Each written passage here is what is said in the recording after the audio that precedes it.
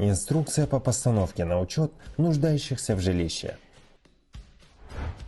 Для подачи заявки нуждающемуся в жилье необходимо войти на сайт urken.otpasbank.kz. После того, как заявитель войдет на сайт, ему необходимо нажать на кнопку «Подать заявку». Далее заявителю необходимо выполнить действие – выбрать сертификат ЭЦП для авторизации. Авторизация возможна только с помощью ЭЦП.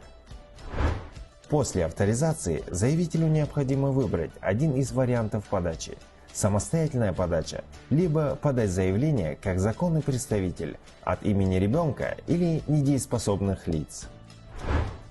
Следующим шагом является выбор категории. Заявитель должен выбрать категорию для постановки из списка «Не отношусь к какой-либо категории». В случаях, если заявитель не относится ни к одной из отраженных категорий, также в случаях, когда единственное жилье является аварийным, необходимо вложить подтверждающие документы и нажать на кнопку «Продолжить».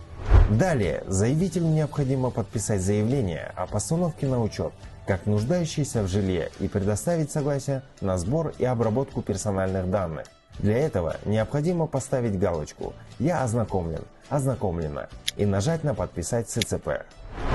После подписания необходимых документов необходимо нажать «Отправить», и заявителю будет направлена СМС от 1414 для предоставления персональных данных. Для дальнейшего запроса в государственные сервисы необходимо ответить на полученные СМС.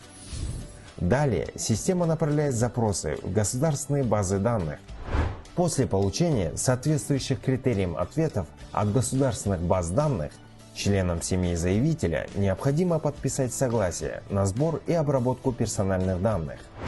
Для подписания согласия члены семьи заявителя должны авторизоваться на сайте urken.otpasbank.kz с помощью ЭЦП-ключа.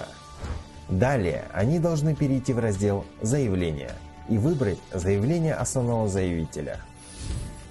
Заявление о согласии на сбор и обработку персональных данных подписывается также посредством ЭЦП, и после подписания согласия всеми членами семьи к ним одновременно поступает СМС от 1414. Для дальнейшего получения информации из государственных баз данных необходимо ответить на СМС.